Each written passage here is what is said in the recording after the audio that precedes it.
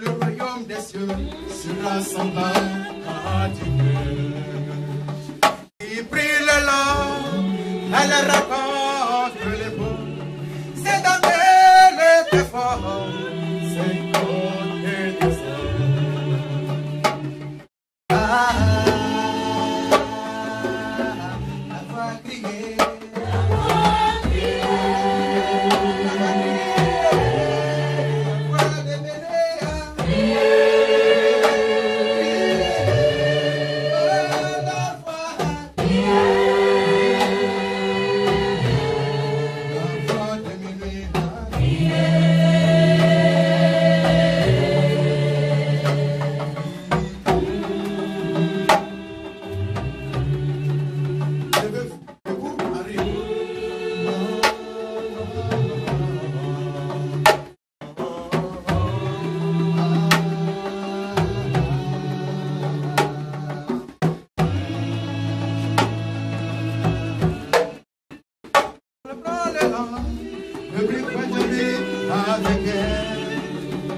Mais le sage prit de lui dans des vases, comme le but a d'arriver, toute la subie et s'endormit.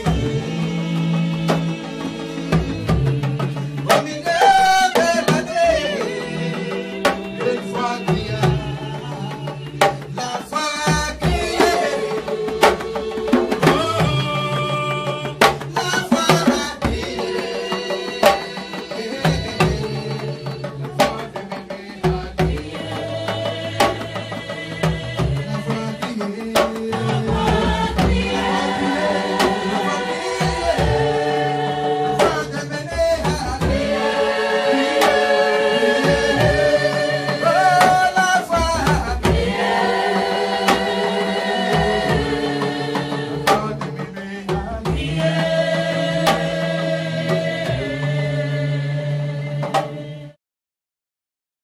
Amen. Amen. Vous souvenez ça? Amen. On va s'asseoir calmement, s'il vous plaît. Amen. Bonne arrivée. Merci à ce peuple glorieux du vocable de la Sainte Bible. Jésus le Christ n'a pas fait chair. Amen. Soyons les plus heureux, les plus heureuses.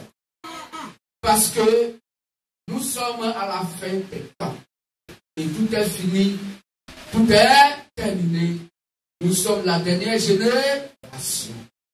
Après nous, il n'y a plus de christianisme pour ce qui concerne sur la terre. Le christianisme, l'église des nations. Qu'est-ce que vous dites ça? C'est choquant, mais c'est ce qui est la pure vérité venant des Saintes Écritures. Amen. Alors, pour notre sœur, nous allons donc nous présenter à vous. Nous sommes le ministère de la voix de minuit, Matthieu 25 et à 6. À ne pas confondre avec le ministère de Matthieu 25, 6 de Capou Fini.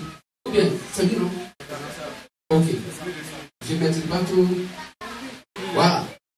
Parce que les gens confondent. Quand les gens nous écoutent, surtout quand on leur dit que nous sommes le ministère de Matthieu 25 et à 6, ils nous confondent avec le ministère de Capou Fini.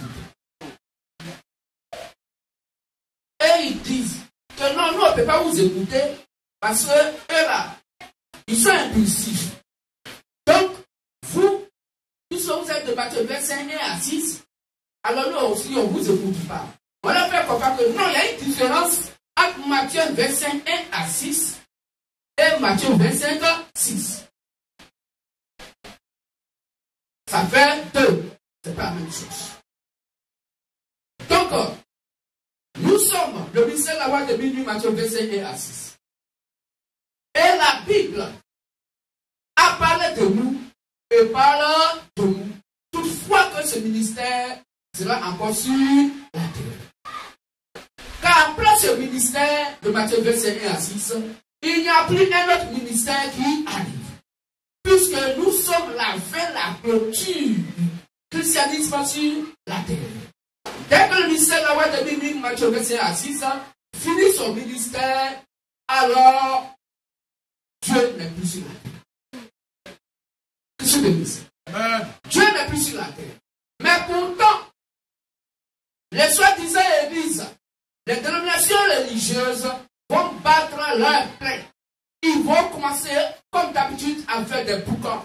Ils vont faire mettre descendre dans du feu du ciel. C'est le faux Saint-Esprit.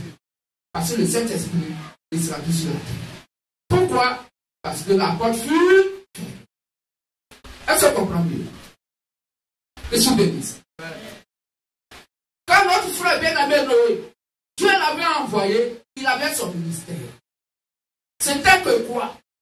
L'évangile qu'il prêchait, c'était rentre dans l'arche que moi, Noé, j'ai construit.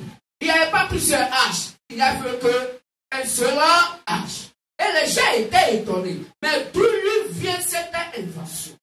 Parce que dans l'expropédie, dans leur enseignement, il n'y avait jamais eu encore donc quelque chose qui a été construit cette année. Pourquoi? Parce que cela a été fait sur un modèle divin. Je suis béni. Un modèle que personne sur la terre n'avait qu'à sa pensée. Un modèle divin que personne sur la terre n'avait donc pensé. Pourquoi? Parce que Dieu lui avait donné donc le modèle à faire selon les dimensions que Dieu donc lui a donné. Et l'âge a été fait donc selon la volonté parfaite et possible sur Dieu. Alors quand Noé leur disait, montez dans l'arche et vous serez sauvés, et il ne savait pas ce qui allait arriver. Pourquoi? Parce que c'est à Noé seul que Dieu a révélé que ce monde est un monde impie, des méchants. Alors je vais détruire les méchants. Je vais détruire tout ce qui donc se vit sur la terre par l'eau du déluge. Il n'y avait que Noé, lui seul qui le savait. Pourquoi? Parce que Noé était le prophète. Il était un prophète. Amen. Quand Dieu peut rien faire, ça ne s'est secret à ses serviteurs. Et Dieu a toujours parlé par des prophètes.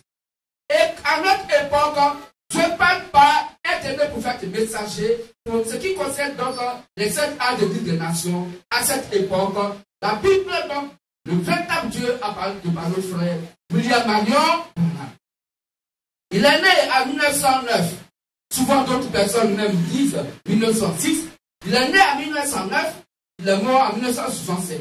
Et c'est à son âge de l'évangile que nous sommes jusqu'aujourd'hui. Car il est l'ange de l'âge de la Odyssée. Or, nous sommes à l'époque de la Odyssée.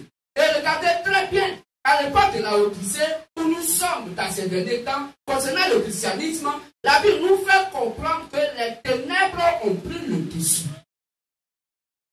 Le mensonge religieux a pris le dessus. Le faux christianisme a pris le dessus. La fausse adoration a pris le dessus. De telle sorte que les hommes aujourd'hui, des personnes, des femmes, des hommes, des intellectuels, des hommes qui sont intelligents, qui sont sages, selon la sagesse des hommes, aujourd'hui prennent dans le mensonge pour vérité, et la vérité qui est dans les Saintes Écritures est considérée comme ce qui est faux. Voici l'âge de la Odyssée. Voici ce que Satan fait dans l'âge de la Odyssée.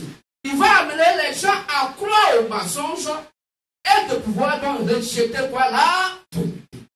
Et on vous fait croire que vous savez le véritable et réel Dieu.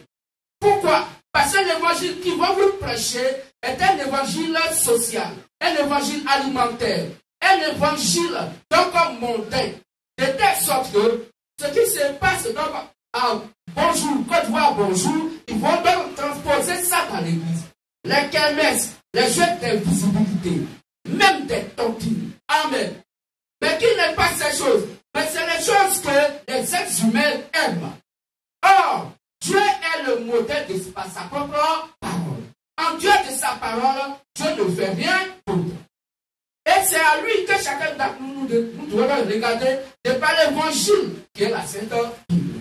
Tout ça, c'est l'évangile qui est dans le modèle de l'adoration. Je suis béni. Alors, frères et sœurs, vous allez comprendre que depuis longtemps, les ténèbres se manifestaient. Je suis béni. Raison pour laquelle, quand Jésus-Christ lui-même qui est la lumière et qui est venu sur la terre, il dit, la lumière lui tombe dans les ténèbres et que les ténèbres n'ont point reçu. Je suis béni. Mais à tous ceux qui l'ont reçu, à savoir qui? Nous. Or, pour recevoir la lumière, il faut être de la lumière. Que je bénisse. Pour accepter l'évangile, il faut être de l'évangile. Pour accepter Christ, il faut que tu sois membre de son corps. Mais il faut que tu sois Christ sur la terre. Il faut que tu sois Dieu pour pouvoir comprendre Dieu et accepter Dieu. Que je bénisse. C'est pourquoi, frères et sœurs, notre langage est particulier. Et le monde religieux ne peut pas comprendre notre langage. Et on nous demande, mais vous là-haut, d'où venez-vous? Vous étiez où? Et c'est maintenant que vous arrivez. Non, ce n'est pas maintenant que nous arrivons. Car nous étions au commencement et c'est nous qui avons créé le monde visible et le monde invisible. En tant que Christ, donc aujourd'hui dans le corps humain, nous venons pour réveiller le glorieux message prêché par William Marion. Voici notre ministère sur la terre.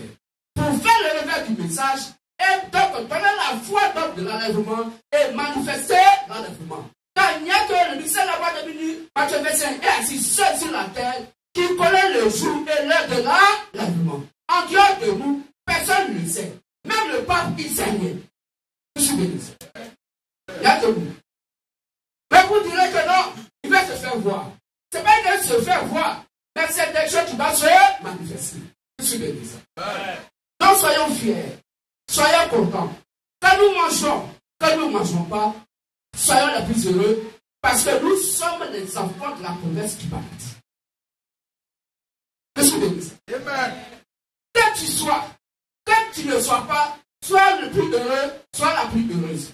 Car la promesse que Dieu a faite à Abraham, donc concernant sa postérité, la postérité d'Abraham s'appelle Seigneur Jésus-Christ. Quand Jésus est venu, il dit c'est nous qui sommes sa postérité.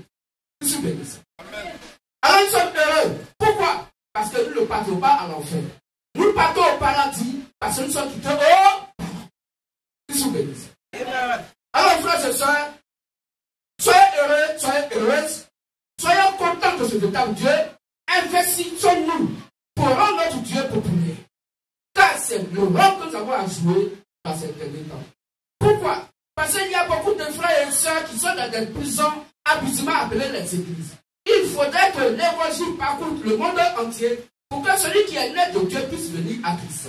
C'est ce que dit Jean 10, à partir verset 11 au verset 15. Car mes brebis connaissent ma voix. Ils attendent ma voix et me suivent. Ils ne suivront pas un étranger. Donc nous n'irons jamais à une autre doctrine. C'est la doctrine des apôtres qui est la doctrine de la lumière de cette époque. Et c'est ce que nous prêchons. Et c'est ce que va être dans l'âme de chacun et chacune d'entre nous pour que ce Dieu soit rendu populaire. Que Dieu bénisse. Alors à vous, nos frères et nos sœurs, qui sont dans des invités, à nos sœurs de l'Église catholique romaine, nous avons posé la question tout à l'heure de savoir est-ce que vous pouvez accepter la Sainte Bible? Que Dieu bénisse. Est-ce que vous pouvez accepter les Saintes Écritures? La Sainte Bible. Vous avez dit oui. Et que vous l'avez déjà accepté. Mais une chose va vous choquer. La Bible va vous choquer. Nous faisons d'abord une petite exhortation pour qu'on puisse mieux comprendre donc le message de notre vie. Monsieur bénisse. Pourquoi? La Bible dit, le chrétien c'est celui ou celle qui demeure donc dans la doctrine du Christ. Dans la parole de Christ. On peut lire ça pour elle rapidement.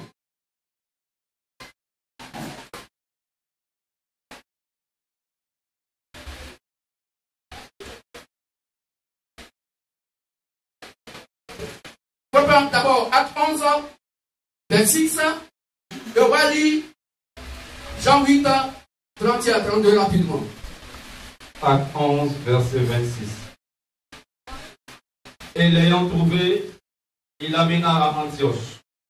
Pendant toute une année, il se réunit aux assemblées de l'Église et il enseignait beaucoup de personnes.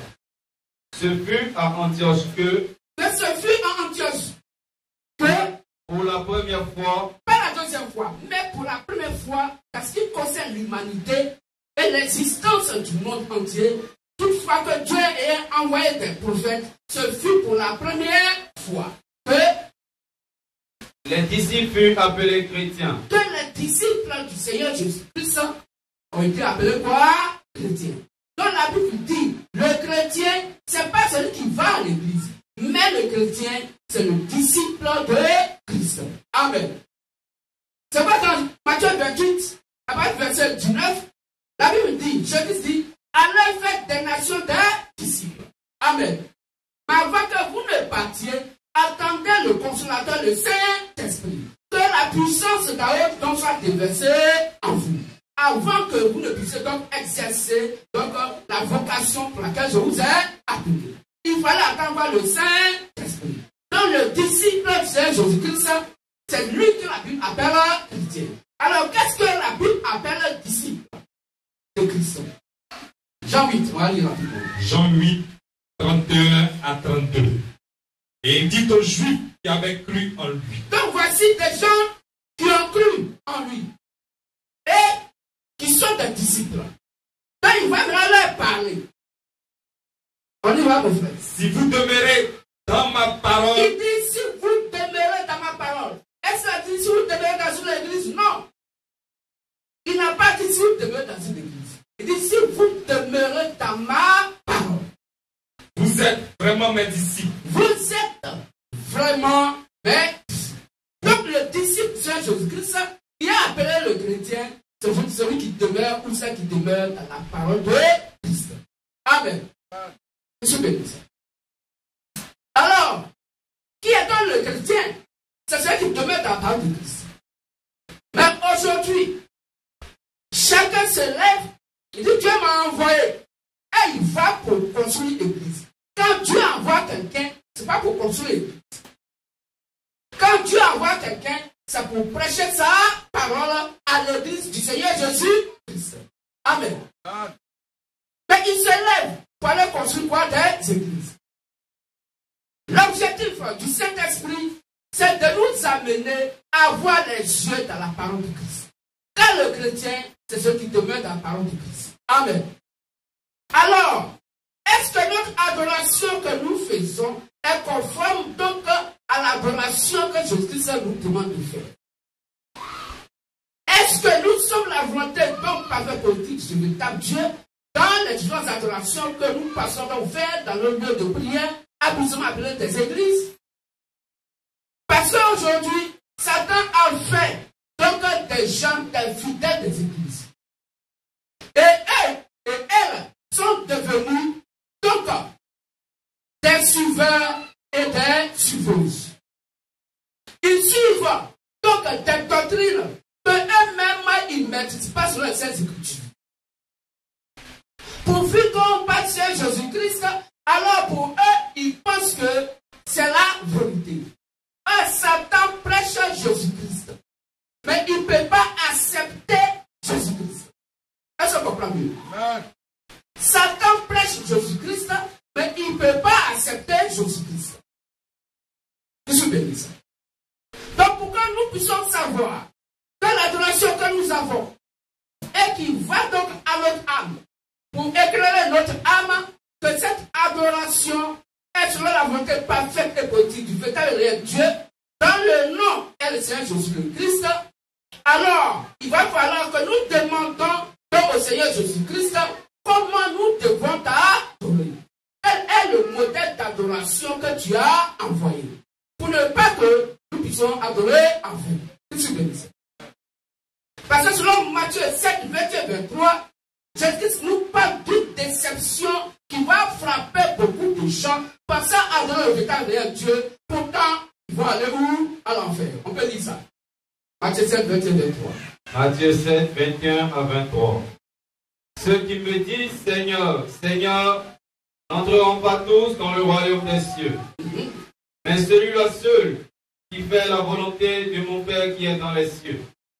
Plusieurs me diront en ces jours-là, Seigneur, Seigneur, n'avons-nous pas prophétisé par ton nom? N'avons-nous pas chassé les démons par ton nom? Et n'avons-nous pas fait beaucoup de miracles par ton nom? Alors je leur dirai ouvertement, je ne vous ai jamais connu. Retirez-vous de moi, vous qui commettez l'iniquité. Amen. Amen.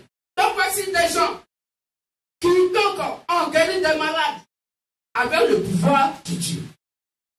Qui ont chassé des démons avec le pouvoir de Dieu.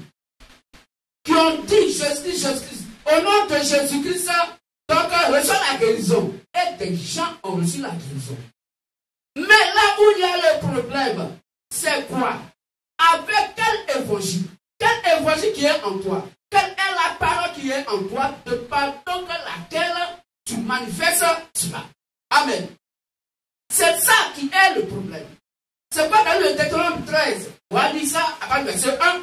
La Bible dit que si tu vas voir un songeur, tu vas voir quelqu'un, et que cette personne dit que Dieu l'a envoyé, et que cette personne t'envoie donc prophétiser sur toi, il va te dire quelque chose, et que cette chose arrive. Et qu'après il te dit que puisque la chose est arrivée, après il te fait comprendre que allons adorer d'autres dieux, or que le Dieu que tes pères n'ont pas adoré, qui n'a rien à voir avec dans la doctrine des apôtres, n'écoute pas cette personne. Amen. Mais nous voyons effectivement que la personne à qui tu es malade, il a prophétisé sur toi, et ça sera réalisé. Et tu penses que cette personne est un envoyé de Dieu. Il faut maintenant sonder les esprits. Selon 1 Jacques 1 attaque. Il faut éprouver l'esprit. Or, l'esprit, selon Matthieu 4, 24, selon donc Jean 4, 24, 23, 24, la Bible nous fait comprendre que l'esprit est la parole. Donc, il faut éprouver l'esprit. Il faut éprouver l'évangile qui est la parole. C'est tout ce qui est important pour nous. Qu'est-ce que vous pouvez dire ça? Amen. Tu peux lire, s'il te plaît. Deutéronome 13, verset 1. S'il se lève au milieu de toi un prophète, donc s'il se lève au milieu de toi un prophète, ou un songeur, qui t'annonce un signe ou un prodige, il va t'annoncer un signe ou un prodige, et qu'il y ait accomplissement du signe ou du prodige, et il va avoir accomplissement du signe ou du prodige, dont il t'a parlé en disant, oui, allons auprès d'autres dieux. Allons auprès d'autres dieux. Des dieux que tu ne connais pas. Le Dieu que toi tu ne connais pas. Et servons-les. Et servons-les. Tu n'écouteras pas les paroles de ce prophète. Il ne faut pas écouter les paroles de ce prophète. Ou de ce songeur. Et de ce songeur. Car c'est l'Éternel. Car c'est l'Éternel. Votre Dieu. Votre Dieu. Qui vous met à l'épreuve. Qui vous met à l'épreuve. Pour savoir. Pour savoir. Si vous aimez l'Éternel. Si vous aimez l'Éternel. Votre Dieu. Votre Dieu. De tout votre cœur. De tout votre cœur. Et de toute votre âme. Et de toute votre âme. Voilà ce que Dieu fait. Donc, frères et sœurs, les miracles, les dons spirituels, c'est pas ce qui sauve. C'est la parole. Donc, tu peux être baptisé, même faire 10 000 baptêmes. Pourtant, la Bible dit qu'il n'y a qu'un seul baptême, un seul Dieu. Amen. Mais si le baptême que tu as reçu n'a rien à voir avec le baptême du véritable Dieu, tu t'es baptisé du baptême de Satan. Dieu ne connaît pas ton baptême. Pourquoi? Parce que le Dieu que tu as servi est un Dieu étranger. Amen. Parce que ce que tu as écouté, c'est ce qui a conditionné ton baptême. Ce que le dit.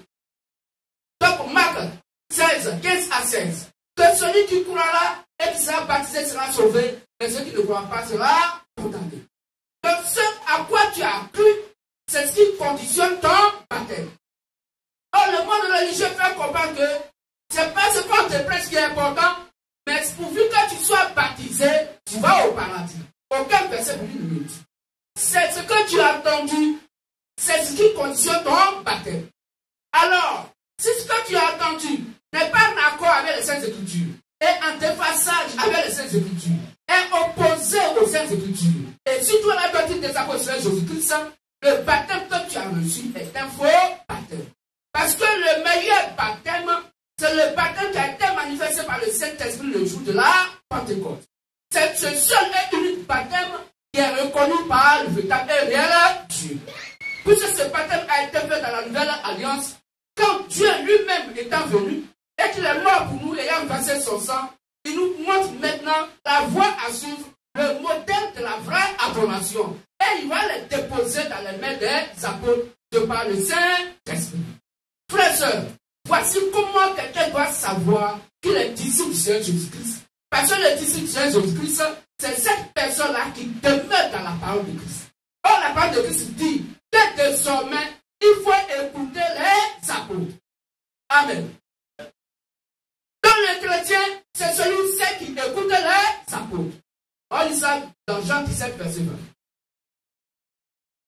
On lit rapidement, frère. Jean 17, verset 20.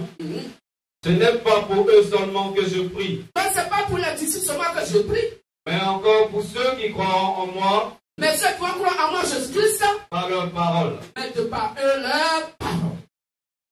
Donc, encore, aucun ne peut être sauvé en dehors de l'évangile que les apôtres ont prêché. C'est ce que la Bible appelle la voie du salut, selon la Sainte Bible. C'est ce que la Bible appelle Jean 14, verset 6. Je suis le chemin, la vérité et la vie. Nous ne pouvons aller au Père que par moi. Pour passer par Jésus-Christ et aller au paradis, il faut passer d'abord par ses disciples appelés les apôtres. Est-ce que dit Ephésiens 2, 19 à 20? On peut lire ça. Ephésiens 2, 19 à 20. Et le frère va prendre Galates 1, 6 à 9. Ainsi donc, vous n'êtes plus des étrangers. Vous n'êtes plus des étrangers. Ni des gens du dehors. Ni des gens du dehors. Mais vous êtes concitoyens des saints. Vous êtes des concitoyens des saints. Gens de la maison de Dieu. Des gens de la maison de Dieu. Vous avez été édifiés. Vous avez été édifiés sur le fondement des apôtres. Sur le fondement des apôtres et des prophètes. Et des prophètes. Jésus-Christ lui-même étant la pierre angulaire. Donc Jésus lui-même, il est d'accord avec le fondement. Car il a été la première pierre du fondement qui a été posée et qui est à l'angle droit. Amen. C'est lui d'abord qui a été posé. C'est son évangile qui a été posé. C'est sa volonté parfaite positive qui a été posée. Et les apôtres sont venus donc pour pouvoir se coller à lui pour former l'angle 90 degrés. Amen. Parce que si la première pierre du sous-bâtiment qui est posée n'est pas avec les autres pierres donc qui doivent se poser, ne font pas un angle droit, alors quand la maison sera construite, toute la maison sera tordue. Je suis béni. Si le sous-bâtiment est tordu, la maison sera tordue. Or, le fondement est l'évangile qui est la doctrine des apôtres et qui fait de nous des chrétiens. Donc, si le fondement, l'évangile qu'on a prêché, est tordu en vous, en nous, alors le chrétien est tordu. Celui-là qui est la maison de Dieu selon Hébreux 3, 6. Car vous êtes la maison de Dieu. Que dit les Saintes Écritures? Donc, frères et sœurs, ayant les yeux dans cette écriture, ne soyez pas des disciples des églises. Ne soyez pas des disciples des paroles et n'exécutez que rien que sa parole. Et celui qui dit qu'il faut qu'on l'adore de par l'évangile que ses disciples ont prêché. Alors, qu'est-ce que tout le Saint-Esprit a condamné dans la prédication des disciples de Jésus-Christ? Puisque c'est eux qu'on doit écouter pour que notre adoration soit conforme à l'adoration que le Seigneur Jésus-Christ nous demande. Amen. La Bible nous fait comprendre, selon l'une de 1 Roi 13, après le verset 33, que un être humain que Dieu a envoyé ne peut jamais donc aller dans une école pastorale, dans un séminaire de prêtres pour apprendre Dieu là-bas avant de venir donc exercer le ministère pour lequel Dieu l'a envoyé. Et nous disons fort que les gens nous montrent un seul iota dans la Bible de versets qui dit que Dieu a envoyé au moins l'un de ceux que lui-même il a envoyé en tant que des prophètes ou disciples. Il les a conduits d'abord dans une école pastorale, dans une école théologique, une école donc de formation de prêtres avant qu'ils ne puissent exercer. Il n'y en a pas aujourd'hui, il n'y en aura pas demain. Je suis béni. Je suis béni. Car selon Jean 3, verset 34, celui que Dieu envoie, il met ses paroles dans sa bouche. Parce que Dieu lui donne sa parole qui est esprit sans mesure. Je suis béni. Amen. Oh, frères et sœurs, vous allez comprendre que la Bible va vous choquer tout à l'heure, dans la mesure où le baptême qui est fait au nom du Père, du Fils et du Saint-Esprit, ce baptême n'a aucune valeur. Pourquoi? Parce que le baptême qui est fait au nom du Père n'est pas donc un nom de quelqu'un. Parce que le Père veut dire toute personne qui donc a eu la capacité de mettre au monde au moins un enfant. Or, selon la Bible, le Père, c'est celui-là qui est donateur de la vie, celui qui a créé toutes choses. Le Fils, tout le monde est donc un fils d'un Père. Donc, Fils, ça veut rien dire. Cet esprit nous dit simplement que l'esprit-là est un bon esprit. Ça n'a aucune valeur, ça n'identifie personne. Amen. Amen. Alors la Bible dit, tout genou fléchira au nom du Seigneur Jésus-Christ. La Bible nous dit, dans 1 Timothée 2, 5, qu'on va lire tout à l'heure, 1 Timothée 2, 5, qu'il n'y a qu'un seul médiateur entre Dieu et les hommes. Et son nom ne s'appelle pas Père, son nom ne s'appelle pas Fils, son nom ne s'appelle pas Saint-Esprit, son nom s'appelle le Seigneur Jésus-Christ.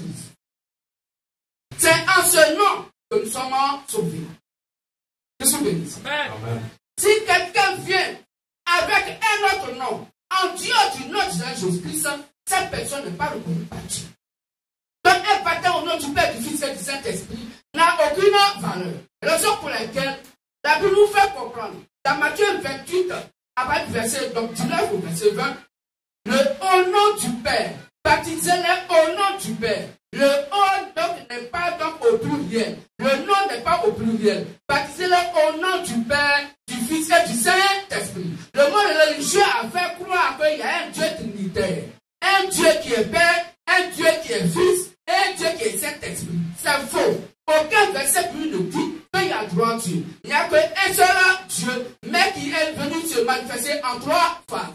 Afin du Père, du Fils et du Saint-Esprit, dont le nom est révélé par le Saint-Esprit dans Acte 2, qui s'appelle Seigneur Jésus-Christ, pour dire que baptisé au nom du Seigneur Jésus-Christ. Raison pour laquelle le au nom n'a pas été mis au pluriel, alors que c'est écrit au nom du Père, du Fils et du Saint-Esprit. Pour dire le Père, son nom donc c'est Jésus-Christ, le Fils, son nom c'est Jésus-Christ, et le Saint-Esprit, son nom c'est Jésus-Christ.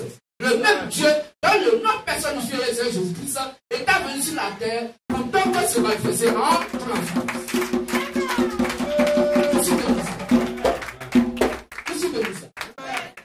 Donc, frères et sœurs, si on a pris de l'eau pour verser sur ta tête, c'est parce que tu avais chaud. Oui.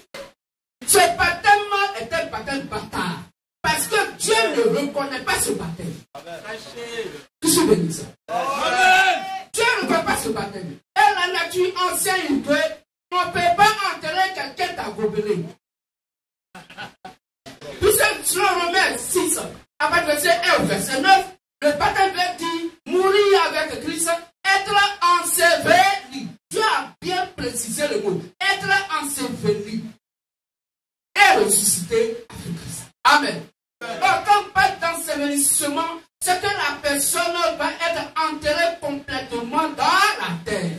Aucun membre de son corps ne peut être dehors. La nature nous enseigne que même dans les villages ou bien dans les cimetières, jusqu'à même les gens ont construit une maison. Parce qu'on ne sait jamais, la pluie peut tomber là jusqu'à là, et puis le tombeau peut peut-être s'ouvrir, son pied va sortir. Or, quand les gens vont voir ça, ce n'est pas une bonne chose. Aujourd'hui, ils ont construit même des maisons pour des gens qui meurent. Pour ne même pas qu'ils puissent donc sortir. Ici, il fait la casse se balader dedans, mais ce qui est sûr, aucune partie de son corps ne va sortir. Parce que le baptême veut dire ensevelissement. Aucun membre de son corps ne va être dehors. Or, Romains 23 dit que tous ont péché et sont privés de la gloire de Dieu. Donc, si un membre de ton corps est donc dehors, au-dessus donc du baptême, donc la partie qui est dans l'eau va au paradis et l'autre partie qui n'est pas dans l'eau va à l'enfer. Oh, c'est impossible. Ça vous dit, c'est impossible. C'est faux. Pourquoi? Parce que Matthieu 4 dit que l'être humain, ton âme va se nourrir de toute la parole. Pas une partie de la parole, mais de toute la parole. Donc si tu dois être baptisé, il faut que ça soit par immersion. Mais des gens nous diront que oui, mais moi quand j'ai été baptisé par immersion. D'accord. Mais tu as été baptisé par immersion, mais sous donc la prestation d'un faux évangile. Tout ça, c'est l'évangile qui conditionne le baptême. Oui. Amen. Et il suit le cœur vraiment touché. Parce que j'ai entendu le frère Pierre prêcher l'évangile. Il suit le cœur vraiment touché. Oh, Dieu siège dans le cœur. Oh, la foi vient de ce qu'on entend. Et ce qu'on entend vient de la parole de Christ. Donc Dieu a touché donc leur esprit pour donc stimuler leur âme. Pour dire que ce que Pierre a prêché est la vérité. Mais puisque le péché d'Adam est de coucher et dans ma chair, alors on frère, que ferons-nous? Il dit, répandez-vous, sortez de vos dogmes, sortez de les églises, sortez de leur prison et venez à l'évangile. Venez à la doctrine des apôtres. Et la Bible dit, il a dit qu'après le repentance, alors soyez baptisés. Parce que le baptême est la régénération de l'homme spirituel qui passe de la mort donc à la vie. Car après le baptême vient l'enseignement. Or, l'enseignement, c'est la lumière qui est la parole de Christ. Et ton âme est déjà éclairée après d'avoir été baptisé. Car quand un enfant est né, alors on va lui donner le sein maternel et après, on va lui donner quoi? La nourriture solide. Dieu se bénisse. Donc, frères et sœurs, des gens vous ont trompé depuis longtemps. Parce que la Bible dit que si un homme de Dieu, quelqu'un qui se dit qu'il s'appelle homme de Dieu, et qui prêche, qu'il est ici, à la chair, à la prédication, et que cette personne a chapeau sur la tête, il déshonore Jésus-Christ. Il déshonore le paradis. Il honore l'enfer et il honore Satan. Donc la question qui se pose, comment se fait-il que des gens qui se disent hommes de Dieu, que Dieu les a envoyés, le Saint-Esprit les a envoyés, comment se fait-il qu'ils s'opposent au Saint-Esprit, ils s'opposent à la parole de Christ? En plus, il dit, je suis le chemin, la vérité et la vie. Nous ne peut aller au Père, au paradis, sans passer par moi. Et il déshonore celui par qui il doit passer. Est-ce que vous comprenez? Alors la question que nous posons, pourquoi le prêtre catholique, pourquoi le monseigneur, pourquoi le pape catholique en faisant l'homélie à chapeau sur la tête? Pour que vous puissiez comprendre ce que Dieu a dit dans les Genèse 4 à Caïn. Caïn, je mettrai ainsi sur toi le signe de l'incrédulité. De telle sorte que si l'un de mes enfants te voit, il ne peut jamais te toucher. Pour dire, il ne peut jamais s'associer avec ta force tantôt. Je suis béni. Le signe de l'incrédulité. Quand pas d'un signe, c'est quelque chose qui est visible. Donc vous allez voir Satan dans des corps humains sur la terre. Et à ce moment, donc, dans le regard de cette écriture, vous les reconnaîtrez par leur fruit. Car aucun mauvais arbre ne peut produire de bons fruits. Je suis béni. Ils vont toujours s'opposer au Saint-Esprit. Ils vont s'opposer à la Sainte Bible. Pourtant, c'est écrit noir sur blanc. Est-ce qu'ils lisent pas? Ils lisent. Mais leur père Satan leur donne des contextes dans lesquels ils lisent ce qui est écrit. Oui, c'est vrai, c'est écrit. Mais de nos jours, voilà. Et ils ont des contextes de nos jours. Est-ce que tu sais de quoi Dieu voulait parler? Ils sont tous dans le contexte. Peut-être c'est que noir sur blanc que la femme ne va pas plancher. Il dit oui, mais ça c'était aux femmes donc de Corinthe. D'accord? Donc si c'est pour les femmes de Corinthe, parce qu'il n'y a jamais eu une Bible, un verset, ou bien une lettre que Paul a écrit aux Ivoiriens. Tu fais quoi avec la Bible de Paul? Tu fais quoi avec la Bible? Parce que dans la Bible, il n'y a pas quoi tu vois dedans. Que je te bénisse. Amen. C'est pour dire que tout ce qui est écrit dans la Bible, ça concerne toute l'humanité. Parce que la Bible est le jugement de Dieu. C'est pas Jésus pour dire. C'est pas moi qui vous juge, mais c'est les paroles qui sont de ma bouche. Que je te bénisse. Quand ils sont dans le faux, quittez donc les fausses adorations. Le baptême de nouveau-né. Un enfant qui vient de naître et qu'on baptise. C'est pas biblique. On ne baptise pas nouveau-né. On baptise quelqu'un qui peut donc prendre conscience. Quelqu'un qui peut prendre conscience envers Dieu. C'est-à-dire 1 Pierre 3, après le verset, donc 20, verset 21. On va lire ça, frère. 1 Pierre 3, 20, 21. Le baptême est un engagement de bonne conscience envers Dieu. Pas envers ton nom de Dieu. Et puis les hommes de Dieu, d'après eux, se proclamant hommes de Dieu, ils vont pousser des gens à se baptiser. Mais tu le pousses pour qu'ils se baptisent. À cause de quoi? À cause de Dieu. Que je bénisse. Non. Le baptême est un engagement de bonne conscience envers Dieu seul. Donc ce qu'il a écouté, qui est la parole de Christ dans son cœur, Dieu, Christ en lui, va l'amener à accepter l'évangile. Je parle du baptême. Pourquoi? Parce qu'il est né de Dieu, il est né de Dieu, alors il va accepter donc ce que dit la parole de son Père. Car celui qui est né de Dieu, écoute la parole de Dieu. On peut lire, frère. 1 Pierre 3, verset 20 à 21. Qui autrefois avait été incrédule, lorsque la patience de Dieu se prolongeait au jour de Noé, pendant la construction de l'âge, dans laquelle un petit nombre c'est-à-dire 8 furent sauvés à travers l'eau. Cette eau était une figure du baptême, qui n'est pas la purification des souillures du corps, mais l'engagement d'une bonne conscience envers Dieu, et qui maintenant vous sauve, vous aussi, par la résurrection de Jésus-Christ. Amen. Amen. Donc, frères et sœurs, n'acceptez jamais que votre nouveau-né, si vous êtes marié, que votre nouveau-né soit baptisé. Parce que l'enfant n'a aucune conscience et ne peut prendre un engagement envers Dieu. Tout baptême qu'un être humain au lieu de nous a reçu, au moment où il était encore enfant, est un faux baptême, un baptême satanique qui n'est pas reconnu donc par Christ. Car tout ce qui s'oppose à Christ s'appelle un antichrist. L'antichrist, ce n'est pas un esprit dans l'air. L'antichrist, ce n'est pas une malédiction. L'antichrist, c'est la fausse adoration. Est-ce qu'on comprend mieux? C'est toute personne qui s'oppose à ce que Christ dit, que la Bible appelle un antichrist. Tout ce que la Bible dit, et que quelqu'un s'oppose à cela, c'est un antichrist. Exemple d'antichrist. Voici des gens qui vont dire que le lieu de prière, donc, est pour eux le lieu de prière, où les gens vont donc pour adorer Dieu, le lieu du culte, et ils appellent ça église. Or, la Bible dit, l'église c'est l'être humain. Sous l'église. Les gens disent c'est bâtiment 4 murs qui est église. Et les dimanches, ils vont à l'église dans un lieu de prière. Mais nous, les chrétiens, nous ne partons pas à l'église parce que nous sommes l'église, c'est Jésus-Christ. C'est en nous, il vient et il s'adore. Voici la différence. Donc l'antichrist va à l'église, alors que celui qui est le chrétien, il est l'église, c'est Jésus-Christ. Voici la différence. Qu'est-ce que vous bénissez? L'antichrist, il s'appelle donc directeur d'église. Il s'appelle président d'église.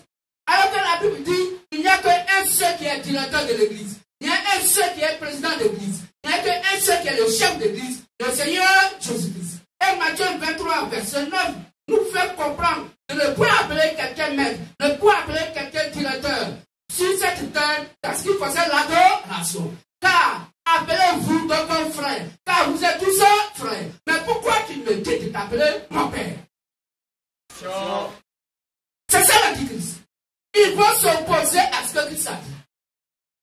La Bible, Dieu n'est-il pas conscient que chacun d'entre nous a son père, sa mère, son frère, sa soeur? Et la Bible dit, n'appelle personne père sur la terre, sinon celui qui est dans les cieux. Car vous êtes tous frères. Pourtant, il est conscient que chacun d'entre nous a son père biologique, sa mère biologique, son frère biologique. Et les Paulés sont là, les Koulangos, en tout cas, tous sont définis. À taille des chrétiens, il dit, vous êtes tous frères. Que je bénisse.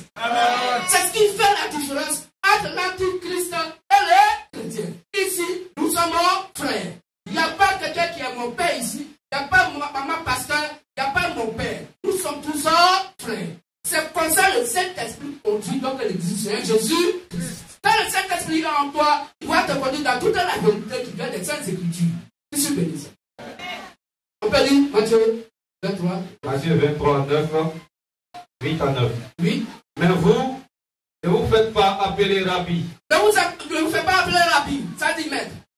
Car un seul est votre maître. Un seul est votre rabbi et votre maître.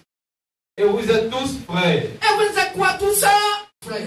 Même si mon frère, si même le frère avec qui tu es, s'il a cheveux blancs, même s'il a 100 ans, il faut appeler frère. Oui. Si le frère qui est baptisé à 15 ans ou 20 ans, il s'appelle ton frère. Monsieur bénisse. Pourquoi l'Église catholique romaine impose les gens à l'école des Saintes Écritures? La Bible appelle ça le blasphème contre le Saint-Esprit. L'antichrist, il est donc en mouvement. Pour aller contre ce qui est écrit, noir sur blanc, aller contre la part de Christ qui est la doctrine de Christ. Parce que à un âge bien déterminé, Dieu envoie un ministère sur la terre qui est la doctrine à laquelle il faut croire pour être sauvé. En Dieu dit cette doctrine, quel que soit tout ça de manière que tu as fait dans l'adoration, à l'enfer. Dieu ne te connaît pas. Dieu te connaît uniquement que par un évangile prêché par une seule personne que Dieu mandate à une époque bien déterminée. C'est là que tu dois écouter. La Bible appelle le salut, parce que le salut est incarné en lui étant que la parole de Christ. C'est pas frère et sœur. Nous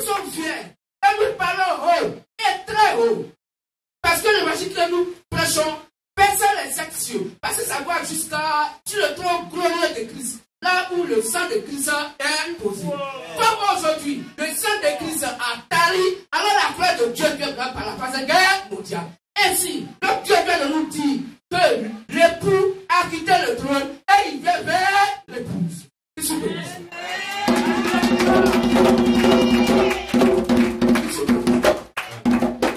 L'époux a quitté le trône.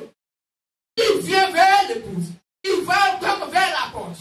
Or, Christ lui-même est la porte. Dieu est omniscient, omnipotent, omniprésent. Le même temps qu'il le trône, en même temps il est la porte, et en même temps il est sur la tête dans les cœurs humains. Donc Dieu va croiser Dieu dans les airs. L'épouse croise l'époux. Dieu dans les corps humains sur la terre va croiser le Dieu dans les cieux. Que l'évangile n'est pas donné à tout le monde. Oui, même on va vouloir donc fendre le cœur de quelqu'un pour déposer toute la Bible dedans. Si tu n'es pas né de Dieu, tu ne peux jamais accepter cet évangile. Qu'est-ce que c'est ça? Alors, frères et sœurs, vous qui êtes dans l'église catholique romaine, la Bible dit, il y a ses fils et ses filles qui sont là-bas, qui sont dans les prisons. Alors, la parole vient sur la terre pour venir chercher et sauver ce qui était perdu. Raison pour laquelle nous prêchons. Nous ne prêchons pas pour donc chercher des fidèles à Christ, non. Mais Christ prêche au travers des corps humains pour que les membres de Christ qui sont éparpillés dans ces prisons-là puissent donc venir à lui. Or, pour aller chercher un prisonnier, il faut être brave. On regarde les films où les gens sont en prison et on envoie un seul brave. Donc il faut une seule doctrine. Parce qu'il y a donc beaucoup de militaires qui existent, beaucoup de soldats qui existent, mais il n'y a qu'un seul qui arrive à avoir sauvé le roi. Ce n'est pas plusieurs qui sauvent le roi. Parmi les milliers, il n'y a qu'un seul qui sauve le roi. Donc un seul ministère aujourd'hui qui va sauver quoi? L'épouse. Que se bénisse. Que se bénisse. Est-ce que quand même continuer aujourd'hui?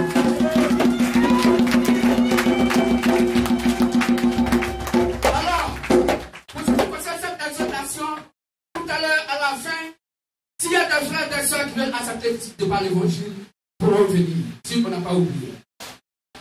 Alors, nous allons faire le message du jour.